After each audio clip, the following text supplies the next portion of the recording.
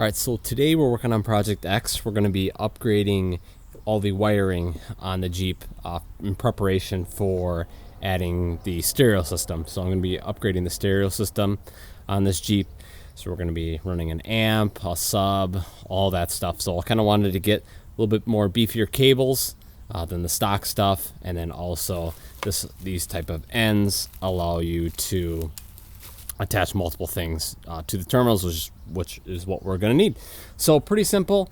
He's got some power lines running to the fuse box here, and then a line running to the alternator, and then you have a line running to the starter, and then a negative to the engine block there. So pretty simple job. And then it also adds an inline fuse, which will be nice. Just to be extra safe. And then I think the amplifier also comes with an inline fuse. So we'll have a bunch of fuses, and hopefully we can kind of tie it. So I see a lot of people zip tie it to here. I don't know if that's going to be the cleanest look, but it might be kind of our only option. But yeah, so that's pretty much what we're going to be doing today.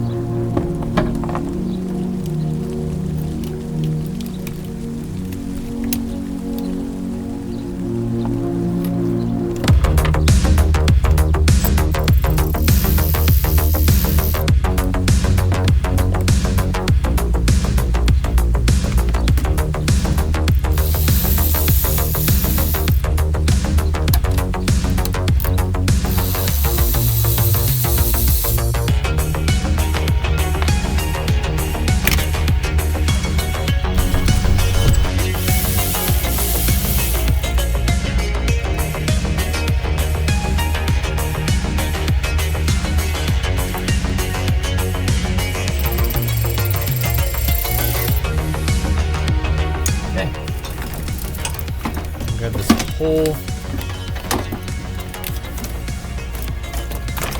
loom out. So here's the old one. Probably gonna reuse some of this shielding because make it look nice and tidy.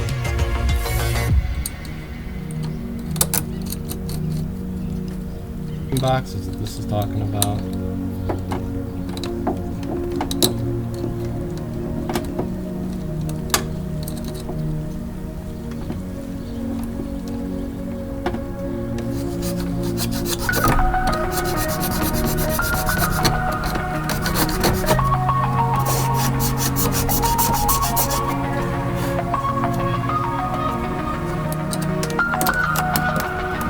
There, here.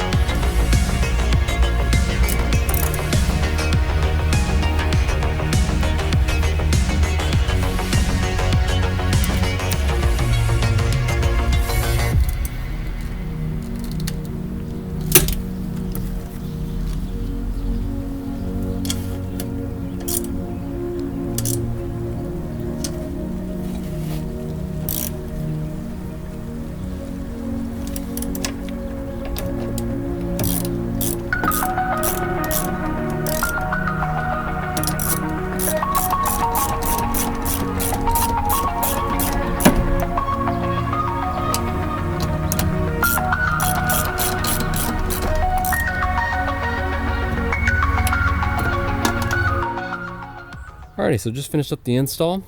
Still have to Dremel this guy down. I'll do that later. But so this guy goes up to the fuse and then through the fuse to the alternator, and then I did put a little loom around this because it does impact the AC line, so I got that good. And then I have the other line coming down and around to the battery. I ended up using the one that's supposed to go to the fender. I put it up front here on the grill, and then I routed it down and under, and then up, under, up through here, connected to here. This one I got nicely zip tied up to the firewall position, and then down there, I don't know how well you can see, but there's the engine block one that runs up, and then obviously the starter, and then I reuse the stock loom. You guys can see, but I reuse the stock loom just to kind of protect it from the oil filter heat there, and then just rubbing on the fender here. But overall, not too bad. Like I said, it took me a while to get that final bolt off the engine block. It's an external Torx bolt that gets bolted to the engine, and the whole thing was spinning, so I had to tighten the E-Torx, and then I could pop off the nut, and then I was able to fix that. I will say, I don't know if it's the battery or what, but this negative one kind of sucked. You can see how much I got this thing cranked on there, because it was moving, so I really got it cranked on there. I don't know if it's the actual fitting here or just the battery, just maybe the negative post is just kind of small for it. But yeah, so we got that figured out. We'll see how well this kind of holds up. Might swap this out, or obviously probably eventually get a different battery, because this one's from 2018, so it's getting a little old, and I'm sure through a Wisconsin winter it'll die. So, and then here's the negative, and the negative one was fine. Bolted up just fine, didn't have to crank it too much. But yeah. Oh, and then I just zip tied it to here. This is usually where people go with it. Because this cable's so short, you really can't bolt it anywhere else. This is fine too. It does slide a little bit, which is nice. So if I got to get to the air box, I can do that. Or if I got to pull the battery out, just slide it over. So I do like that. That's kind of nice that it kind of moves for you, and it's like hard to move. You got to really push it to get it to move. So yeah, that's pretty much it. So, and like I said, I did this because I'm going to be upgrading the stereo on the Jeep, so I kind of wanted some extra fuses, some heavier duty cables, and then obviously the ends for here for the amp. So I think the amp will obviously connect up to here. That'll get its own fuse, so maybe I'll have a fuse and a fuse. I don't know. We'll see. But yeah, so anyway, guys, hopefully this video helped you guys out, or found it at least semi-entertaining on how to do just the wire upgrade on the TJ. Give it a thumbs up. That helps me out. Definitely consider subscribing and possibly becoming a member of the channel. When you become a member of the channel, you get access to my Discord community server, where we just kind of post Jeep stuff, questions if you have any, just kind of show your Jeep off. We also do some gaming, so just kind of a mix of a bunch of different things. But yeah, so you just get a couple perks there, and then I also post some behind the scenes stuff on the members only posts. So it helps me out, and try to give you guys, just a little bit of perks for helping me out. But anyway, guys, thank you guys so much for watching the video, and we'll catch you guys in the next one.